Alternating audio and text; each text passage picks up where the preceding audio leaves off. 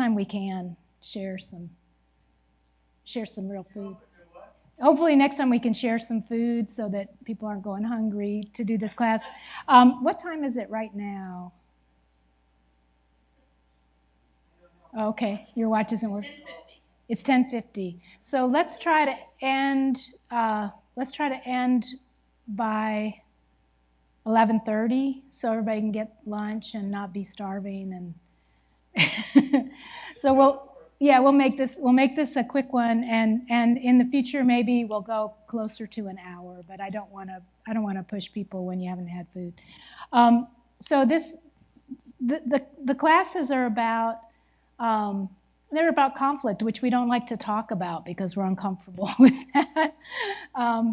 So I just want to start off. Of course, it's just a fact of life, and we deal with it every day. So that's the reason to have the classes. And Jesus, it's one of the few things that Jesus taught very specifically. He said, this is going to happen in the church, and I want you guys to be really skillful at working with it, not by trying to get a king, but by working to build your community around skillfully working with conflict. So you can't hear me? Can other people hear me? Is it okay? And you just can't, huh, Barb? I wonder. Yes, I can move up. Yeah, why don't you move up? I'm sorry about that. But it is, the sound's okay otherwise? Okay. Seems to be. Okay. So what I want to start with is let's just do a little brainstorming. When you hear the word, and congratulations for coming, because sometimes people hear the word conflict and go, I'm staying away. I'm not even going to go in the room and talk about it. But so, yeah, conflict is, and what's the first word? Just pop out. What are words that come to your mind when you hear that? Anger. Conflict is anger. Yep. Others? Disagreement. Good one. I didn't hear that one. Is argument?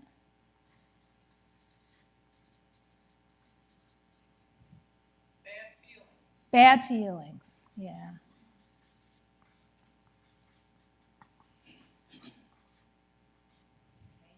Painful. Yeah.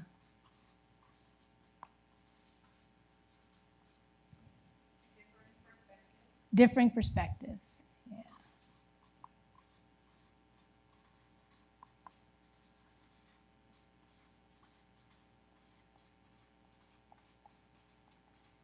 Big word.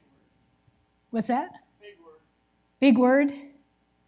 Perspective. Oh, perspective. Oh, yeah. That's one of those ones we pay a lot of money for in college. Those words. One of those words. Yeah. Other things. Conflict is divisive. I'm just going to give some different. Oh, that doesn't show up very well, does it? Well, now I know. Okay. The pink is kind of not. Can't even see it. Okay, so I'll just, yeah. Divisive.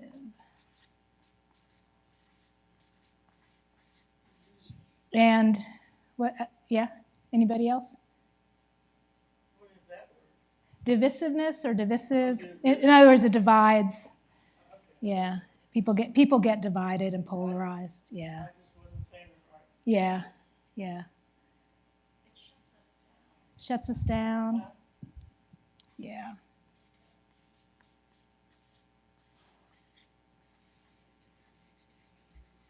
Okay. Anything else? I mean, we kind of have a picture. This is usually how it goes with this association. We have a lot of difficult, kind of negative associations with the idea of conflict because we've had some really painful, negative experiences where it just seemed like it couldn't be worked out. My sense is that's why in the book of Samuel they wanted a king. Usually when people want that, it's because I've gotten into a conflict with somebody close to me and not been able to work it out. I don't even trust my ability to work it out with this person I'm not close to. So let's just have a king to make all the decisions, and then we can disagree with him altogether and get a new king when the time comes, right? That's the old model of kind of put somebody in charge and then they can take the heat because it's so hard because of this divisiveness that can take over and the shutting down that we feel in our relationships. Sometimes people cut off from one another, which is a painful thing when we can't even talk. So this is pretty much how it comes out. But I noticed there were some of these other, like it's just a disagreement. It just means there's different perspectives. And that is true. That Depending on your past, it can also be very scary because it can escalate to violence. Right, escalation is what we're going to be talking about this morning, because there's ways to escalate it and there's ways to de-escalate it. In our world tends to escalate it by habit. And so in our world, in order to de-escalate it, we have to intentionally do something very different. That's why Jesus talked. Okay, for questions and stuff. Great, thank you. That's why Jesus talked about it specifically, to give people a very different approach to it and a different way of working with it, knowing full well that in the worldly way, it will escalate. And it requires real effort, and it requires real intentional spiritual work and soul work and careful, slowing down, listening to one another, all of that. But we can learn those skills and we can practice them in the church and become better and better at doing it, which also then makes the church more of a healing agent in the world. Because then we're able to give back to the world a different way of approaching it. So I want to just read from the book of Acts. This is there's many places where conflict's dealt with. We're shown conflict in both its faces in the Bible. We're shown how it can go to escalate. And then we're also shown what does reconciliation look like. And my favorite is the whole saga of Joseph of Egypt. Beautiful, beautiful, but long and difficult story of a conflict that escalates and turns violent, and yet a process of healing and reconciliation that does take a lifetime but happens. And it's a total game changer when that happens. And that's one of the beauties of that story. So here's the book of Acts. We're in the book of Acts, we have a number of examples of pretty serious conflicts. People in different cultures coming together to try to form this new thing called the church. Blind spots taking over, things that get done or are left undone that could easily escalate into high-level intensity conflict, except for there seems to be a different, they seem to have taken what Jesus taught them really to heart, and they approach it differently, and they head towards it rather than away from it. And they head towards it in a way of, let's get together, let's share all the differing perspectives, and let's let the Holy Spirit guide us. Easier said than done, but so here's an example. This is Acts chapter 6, 1-7. Now during those days, when the disciples were increasing in number, this is a key too. For churches to grow, there has to be conflict. Growth will bring conflict. So getting really good at working with it is something you have to do if you really want your church to grow. There's just no way around that. I have never seen a church grow without pretty intense conflict, because when new people, new ideas, new ways of doing things are coming together with an old and established way, there's going to be conflict. So getting good at working with it, right? And that's what was happening in the book of Acts. During those days when the disciples were increasing in number, the Hellenists complained against the Hebrews. There we have that. Could turn into this pretty easily. You've got two totally different cultures here. The Hellenists complained against the Hebrews because their widows were being neglected in the daily distribution of food. So you remember, everybody's giving at least 10% of their wealth, whatever that is. In those days it wouldn't have just been money, it would have been a lot of food and other goods. They're all giving that into the community for it to be distributed to the widows and orphans of the community and others in need. But what's happening? Okay, I'm a Hellenist. I'm giving my share. I'm being very generous. And I find out that my Aunt Myrna, who's a widow, isn't getting any food. But I find out that the widows and orphans of the Hebrew part of the community are all getting food. That might make me feel I could work up some real anger about that, right? I could work up a story about that I'm being discriminated against, and it could escalate real fast. So what did the apostles do? The 12 called together, they called everybody in, not out. I think that's really important. We live in a society where people love to get on Facebook, on Twitter, on whatever, and call people names and throw memes out there and call them out. They called them in. Call the community in. Everybody, come on in. Let's meet about this. Let's talk about this. The 12 called together the whole community of the disciples and said, it's not right that we should neglect the word of God in order to wait on tables. So the apostles are basically saying, they're getting, in family systems, we'd say they got triangulated.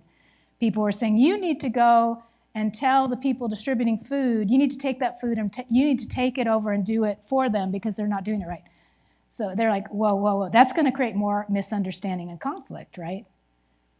What they need to do is get those folks to talk to the people who are distributing food, and everybody needs to talk this out together. The whole community needs to know. It needs to be transparent. It needs to be truthful and honest. Everybody needs to know the same thing. No rumors, no gossip. No, I heard one story, I heard another. Let's get all the stories together to see what the whole picture is.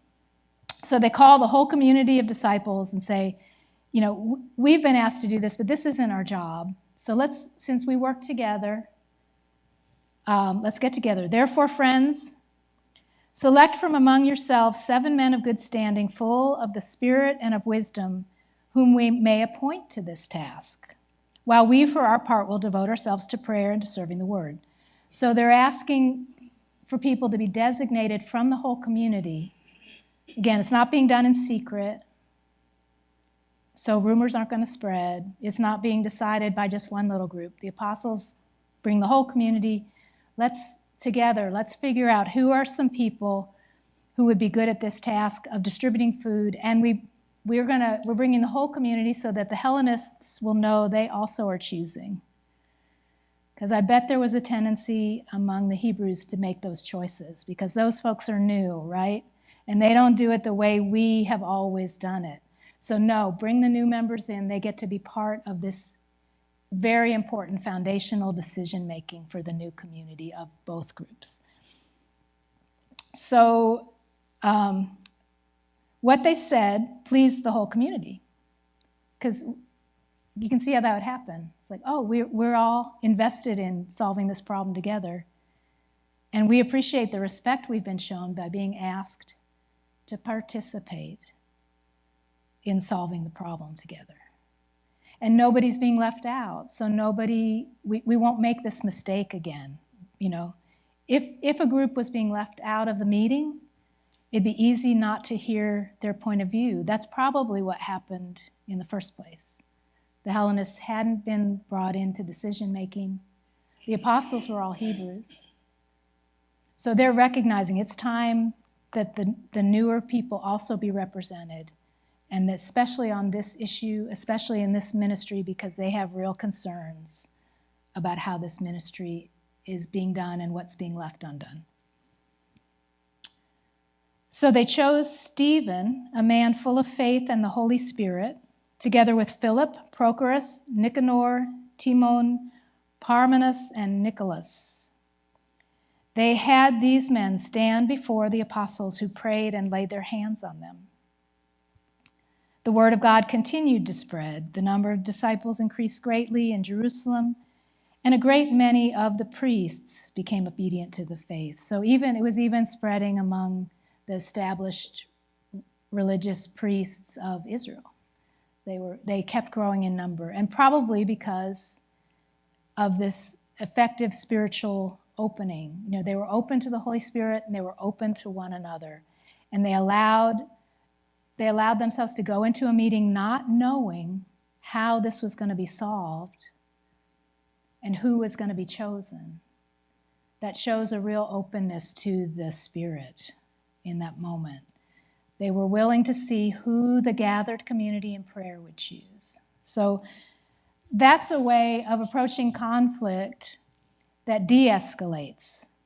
But it can feel so scary because we've had experience where we come in a room together and everybody's already at a fever pitch, and it would have been hard to de-escalate. So we have to assume that there'd been enough prayer and work together being done that they were trusting one another enough that they could come in the room together and work on solving the problem together from a place where nobody had the answer.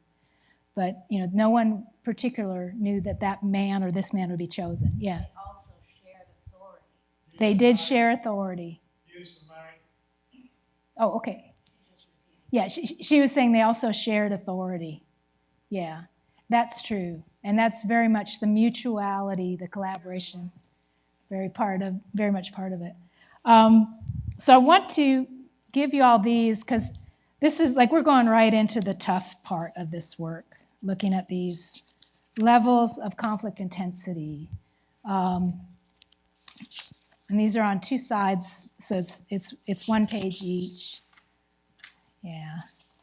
And this helps to explain, when we look at this, why we have so many negative associations with conflict, because when it reaches high intensity, it is so painful, and it's actually not solvable at that. It's not solvable at that level. Other things have to be done when it reaches the high intensity. Level 1 is where we want to be. That's a community that's skillful, that's communicating well, that has good skills in working with conflict. And that's so that when something comes up, people trust that there's going to be mutual accountability, mutuality of decision-making and leadership. There's going to be good communication. And they trust they can come into a meeting together and work on solving problems. And in level 1, the disagreements are the strengths. The differing perspectives are the strengths. Because in order to really solve a problem, you need to know as much about the various aspects of that problem as you can.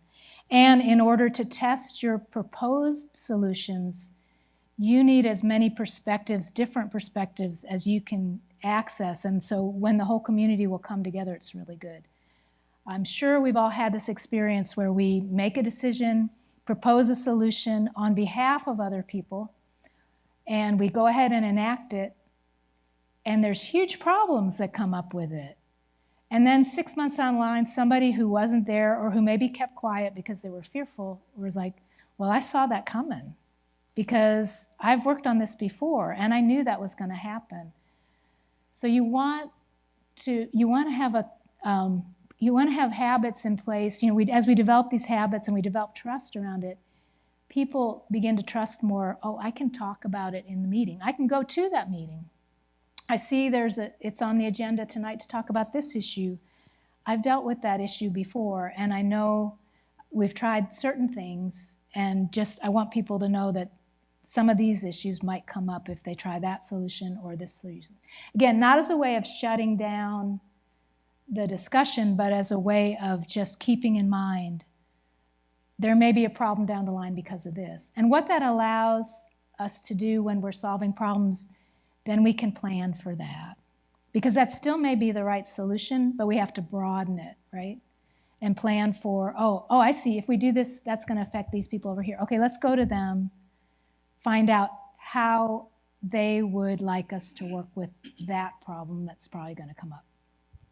In other words, so it doesn't shut down. It's not like, well, we can't do that because there will be a problem. It's like, no, problems are not a problem. Problems are what we do. We solve problems together. That's what binds us as communities, as families, as neighbors, as co-workers, is that we're always working together to solve problems. So problems don't need to divide us.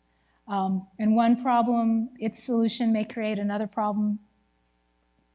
The solution there is broaden the communication, bring in everybody who's going to be affected by the proposed solution to find out what the problem, what kind of problems are going to come up, so you can plan for those too.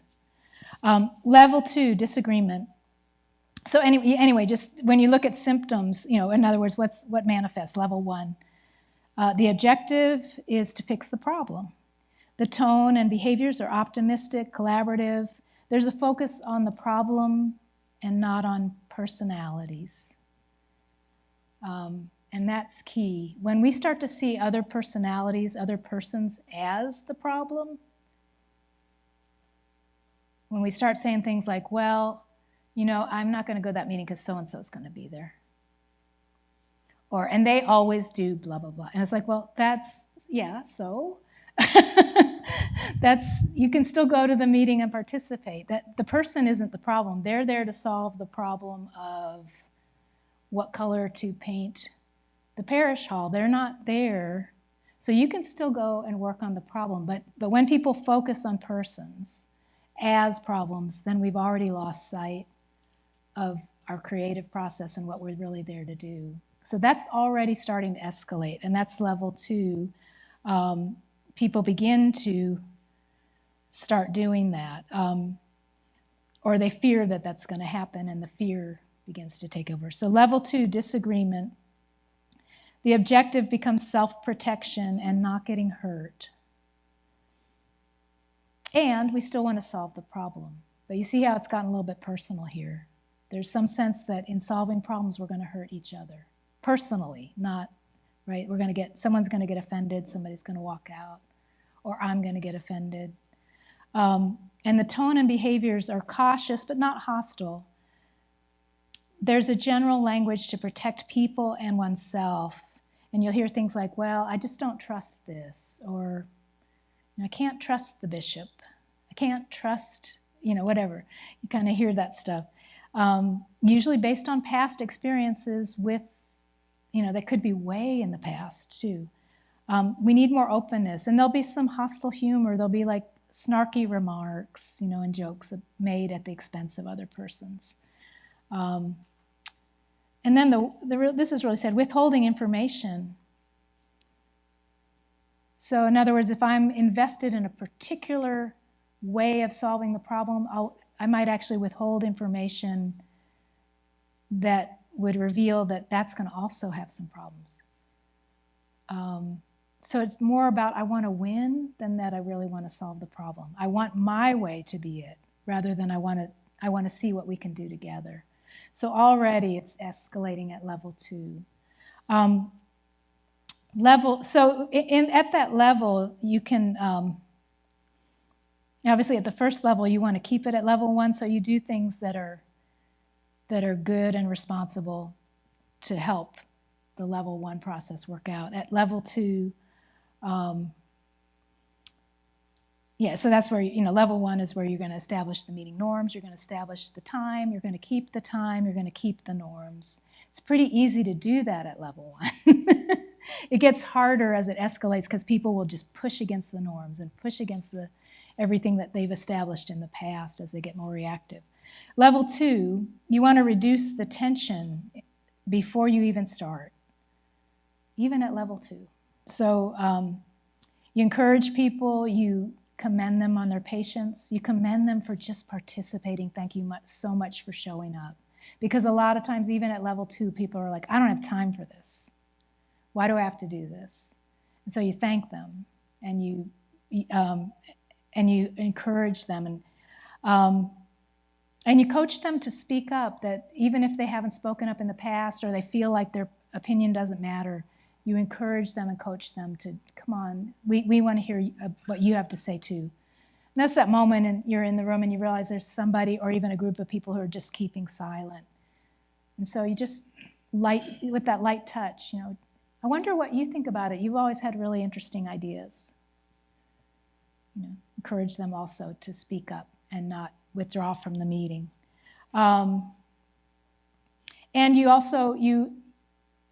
as people are disagreeing, you also remind them of the things that they have in common, that's the reason they're working together, is because of these other things that we have in common, which are much stronger than our disagreements. methods that can be used, role reversals. I found that really useful to de-escalate things when it's beginning to get personal. So one person's really invested in a certain, we should do it like this, and somebody else is invested in something different. And ask each person to speak from the other person's point of view. And as long as the level is at level 2 and not higher, they find it pretty easy in a safe environment to access another person's point of view and to speak very respectfully, and often they'll give that person's point of view more clearly and better than the person does themselves. So that relaxes everybody, that opens the creative conversation again. And of course, you want to keep some ground rules that everybody's agreed to. And when you make decisions at level 2, you want as much as possible to make collaborative decisions that include everybody who's there and all the stakeholders. Now, level 3 is when things begin to get more painful. And level 3 is pretty common these days.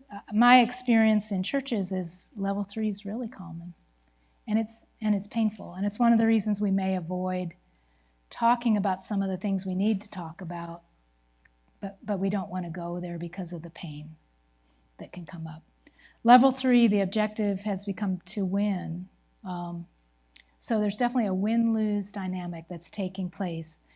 And in a community, if somebody's going to win and somebody's going to lose, that's really, really painful. And often people, fearful that they're going to lose or perceiving that they did lose, they often leave. The win-lose perspective is a certain way of seeing things. It isn't, as we saw at level 1, there's no win-lose perspective there. We can approach it without that. We can actually work together and come up with new solutions that involve everybody's points of view and creativity and honor the actual problem that we're trying to solve. But by level 3, things have gotten personal, and people are personally invested in certain outcomes, and they will feel very hurt if their particular outcome doesn't dominate. So the tone and the behavior has those win-lose dynamics where it seems like the world is going to end if we don't do it this way. And then somebody else say, no, the world's going to end if we don't do it that way, right? And what do you do with that?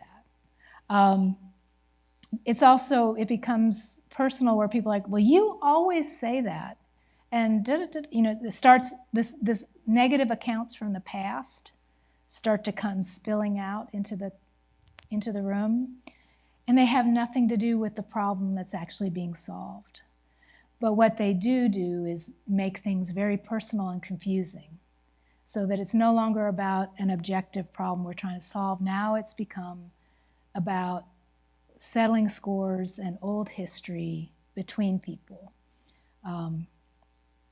The overall need that people feel, that we have here in terms of a strategy, is we need to reduce the fear and the distortions of that win-lose thinking. Our brothers and sisters in Christ, as our brothers and sisters in our family, as our brothers and sisters in our neighborhood, and our brothers and sisters at our workplace, they're not competitors. We're not in a competition to see who wins and who loses. We're here to build our relationships and to work together and get to know each other better. And then we're solving problems, and solving problems can be a way to do that, but not when old history and old grievances come into the room and it becomes a win-lose scenario. So we want to reduce that fear. We want to reduce blaming. Definitely, if we can get blaming out of the picture, we can get back to level 1. When there's blame present, we're definitely thinking in a distorted way about solving problems. And so the process at level 3 needs to be really structured. And of course, this is hard to do. The more reactive people get, they rebel against the structure and they want to shout it out or whatever. But so maintaining the structure, explaining to everybody why the structure is good and important, and working through a very clear process. And it's good to use an external consultant if you don't already have a team of people in your church community who have trained and had experience in mediation and conflict transformation. And most Episcopal churches, in fact, I've not ever seen an Episcopal church that did have people trained in it. So at that point, it's good to get somebody in there. That's my training, by the way. I have extensive training and all that. And I use these skills every church I've ever been in. It's been the main part of what I did because the skills are very absent in the Episcopal Church, just because we haven't emphasized them. I was taught by the Mennonites. They emphasize this a lot. It's part of their process. And there are some other times and places in Christian history where it's been done. The Orthodox churches, particularly in the Middle East, are very good at this kind of work. Just depends where you'll find it. And there are Anglicans. Desmond Tutu is really great at this kind of. This is the approach he used all through his life, not just when he was an archbishop, but as a priest and as a bishop, and he always used these processes. And when you hear from people who've worked with him, they talk about that, how different that was. And how he would always say, just come talk to me when you have a disagreement. Come and tell me, because we can work that out. Did that as bishop, archbishop, always did that. And meant it, and really, really meant it. So, so is level 3 sounding somewhat familiar? Does that sound? Yeah, it's painful to be in level 3. And I find that it's kind of become the norm. Level 3, and then even scarier, level 4 is becoming quite normal. Level 4 is extremely painful. And that's where there becomes an objective to actually hurt and get rid of the other people. Like seeing other people with different ideas as one's enemies is what level 4 gets like. And the emphasis is on being right. Like, you can agree with me or be wrong. That's a kind of a gentle way of saying it. And my way or the highway. I'm good and you're evil. You hear people talk like that. When people are talking like that, they are at level 4. And that's extremely painful. There's factions form, there's this divisiveness seems to be rigid and fixed. And strong leaders emerge. The strong man is very much present at level 4. And again, I would say binding the strong man means de-escalating conflict, de-escalating the intensity and the anxiety in the system, bringing things back to a place where the community can relax and get to know each other as real people once again, not as opponents in a battle. Language becomes ideological, like, I'm standing on principles. I'm just telling the truth. Those kind of things get said, and that telling the truth has such a harsh edge to it, where we're saying mean things about people, but calling that the truth. And people seem to have no clue the pain that they're causing. I remember being at a church that had been at level 4 for a while, and people they knew that they'd been in pain. And they knew that the other people were causing it, right? And there were people had gone and tried to bring lawsuits, all this stuff. And of course, you read about this with St. Paul. He talks about the Corinthians. They were doing that, by the way. His long letters, and the third letter, which we've never seen, which he calls the sorrowful letter, where he really breaks it down with them about how destructive their behavior has gotten. But remember, the Corinthians weren't eating together at the agape meals because, those people are just wrong. I'm not going to eat with them. I'm not going to share God's love with them because they're evil. And, that's kind of gets to that point. Well, so I was at this church, and there had been, when I first came in, I looked at the bulletin board, and there was this thing on the bulletin board that was just plain crazy. But that's when people don't realize what it, and I kept looking. Every time I'd show up, I'd look and I'd see it again. I'd been there about 6 months. I'd been doing some work with the congregation. I was also there. I was serving 4 congregations, and I as a pastor, and I was the pastor to this one as well. We're doing, ministry development, but also conflict work, because you can't do ministry development without coming into conflict and learning how to deal with conflict. So I'd been there about 6 months, and we'd had a chance to be working together for a while. And it was coffee hour in the parish hall, and there's the bulletin board. And I just walked up, and I saw it was still there. And it was like a list of names. We are the people who don't want blah, blah, blah, blah, blah, yada, and it's just and it had these names, and some of the names I recognized, but some, they were just like putting names up to get more people, right? And it had been there. It had been sitting up there for 6 months, and I don't know how long before that. So I walked up, and I just pulled out the pen, and I took it down, and I heard a, and then I turned and I said, I'm sorry, but when I read this, I know you guys aren't like this. And when I first saw it, I thought, I don't want to be here. That was my first, when I read that, I thought, I don't want to be here. This scares me.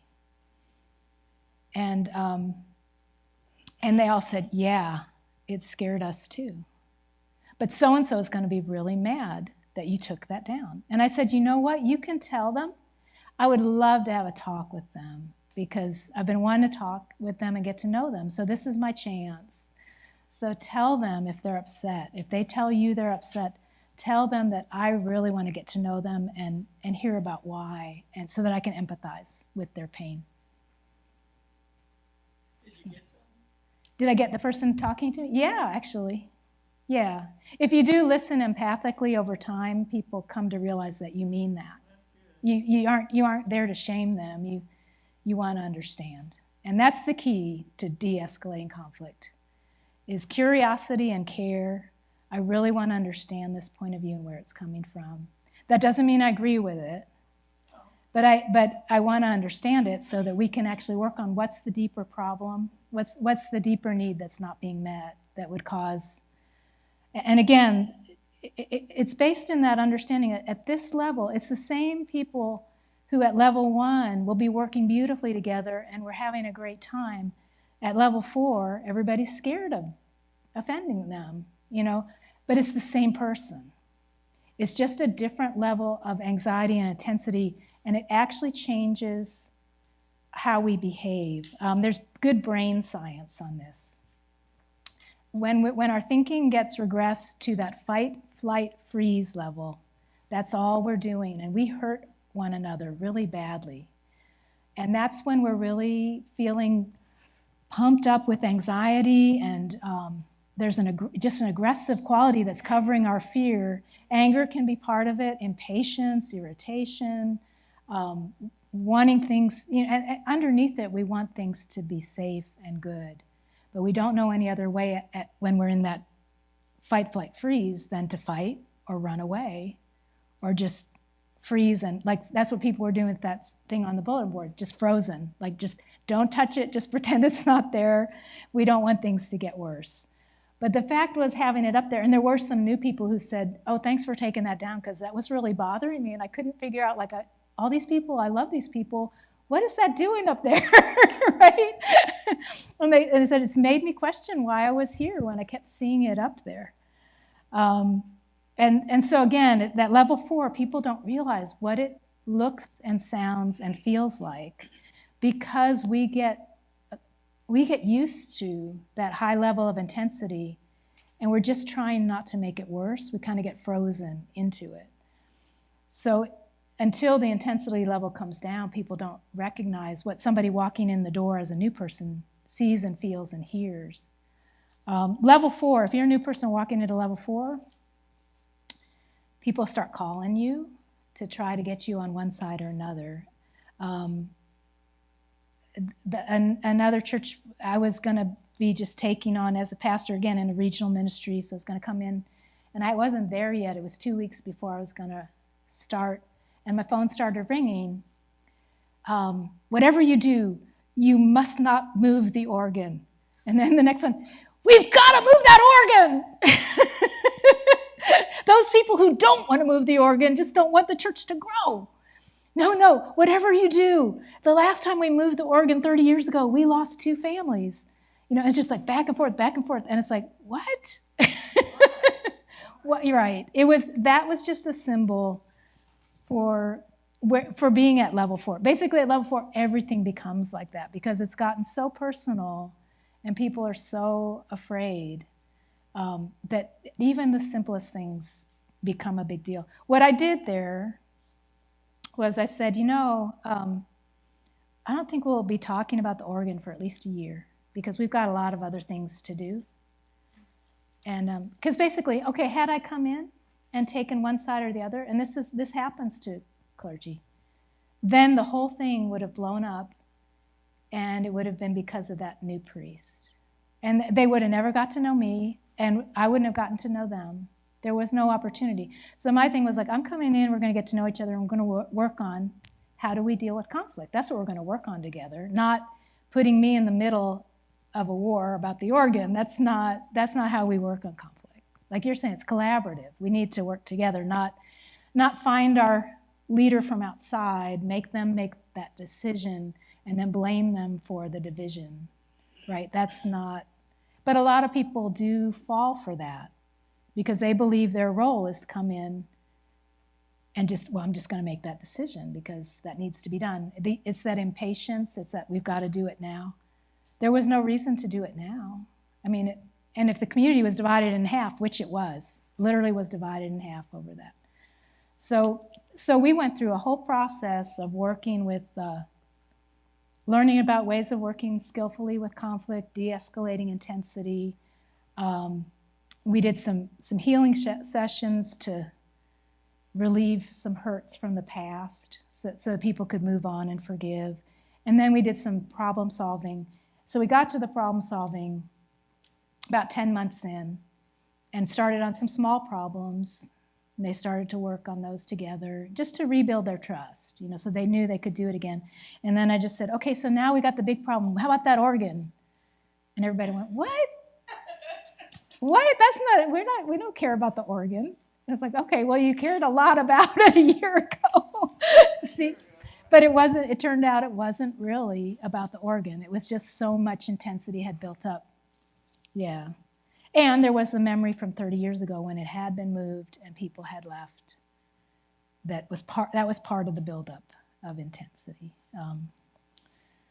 So level 5, level 4, you really have to bring in an external consultant and mediator. And that doesn't just mean I'm part of the Diocese of Missouri, and so I'm really still part of the system. This would be, you bring in somebody from the place where I was trained and get supervision called the Lombard Mennonite Peace Center. You bring in literally an outside person who is not Episcopalian, who's not part of the diocese, who isn't under the bishop's authority, but would operate on a mutual level with the bishop as a consultant. Level 4, you would have to do that. And more than likely, the bishop would have to be involved at level 4 to do some arbitration, which is different than mediation. Have to do some settling and negotiation and just make some hard decisions, just to settle. But only at this level. There's no need to do arbitration at the other levels, right? But it's only a temporary solution at that moment in a church. I mean, it might be in other organizations, but in a church, you don't want to be always using that kind of, that's a misuse of that authority. Level 5, it goes to court or it goes to war. Level 5 is when people do sue each other. And it's terrible. I hate to see that ever happen in the church. Most people, when they think of the word justice, that's what they're thinking of. justice. They're thinking of our retributive justice system in court, where people get punished and blamed very thoroughly, and then I can walk away saying, see, I was right because the judge gave me that settlement.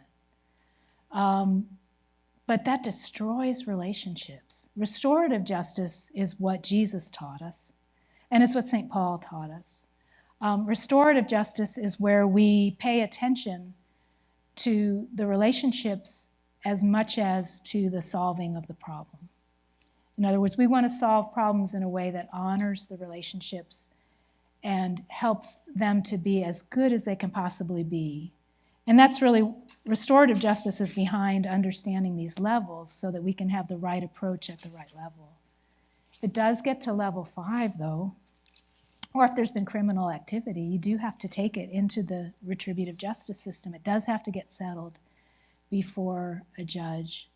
And in some societies and situations, this would be where civil wars start, is at level 5. Certainly there are religious wars. Certainly there have been, in Christian history, wars where churches have split and gone to war. That's not what Jesus had in mind. I can say that 100%. That is not what Jesus had in mind for us as Christians. But it definitely happens and has happened. So at level 5, there will need to be this outside authority to make the difficult decisions. Sometimes it can be the bishops. Sometimes people, they've already taken it to court. And sometimes they have to, because we've seen this in our lifetimes with the child abuse situation, like especially in the Roman Catholic Church, where the bishops just over and over again would not respond appropriately. So people, right here in Missouri, the state has had to take that over. And in most of the states in the United States, the state has had to take over that process to ensure that things would get settled right. And then hopefully the church will begin to take that seriously and work better processes to de-escalate that conflict. But so does this make sense? Can you kind of see? I mean, I think we all can see examples of these different levels in our life and in our society, and probably from our own experiences in church at different times. Particularly levels 1 through 3 are common in church life. Level 3 is very common, and it's painful. And when you kind of go, I don't know why so-and-so left, sometimes they left just because of the pain of being at level 3. Yeah. It sounds like marriage counseling for lower levels.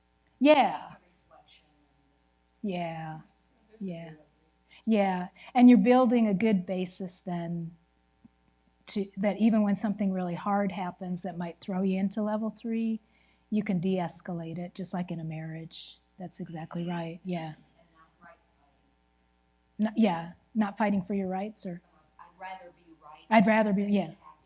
Yeah, not Fighting. not fighting about who's right. Yeah. Yeah,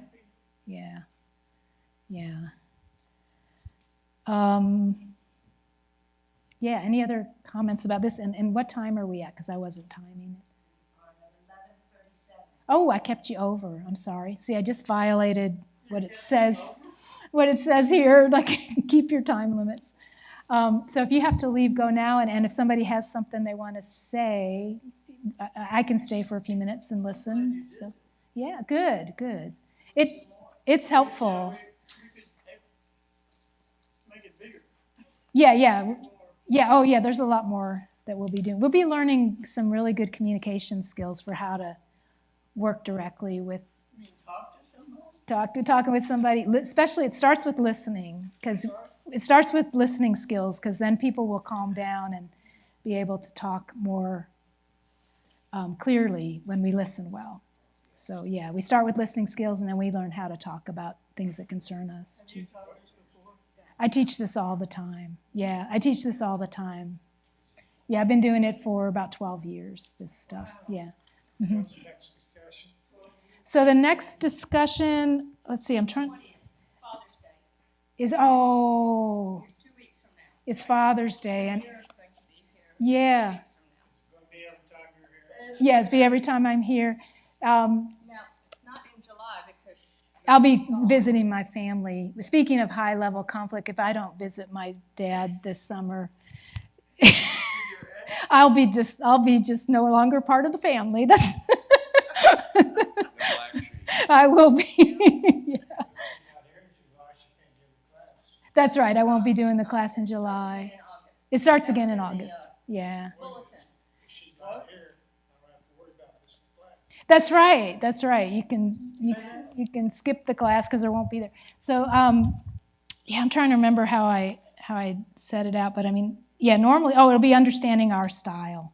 We each have different default styles in conflict, so it'll be some work on understanding that so we can see how it interacts, and that helps us then get a little space around that. So we might want to choose to try a different style, which will feel scary, but it can often change.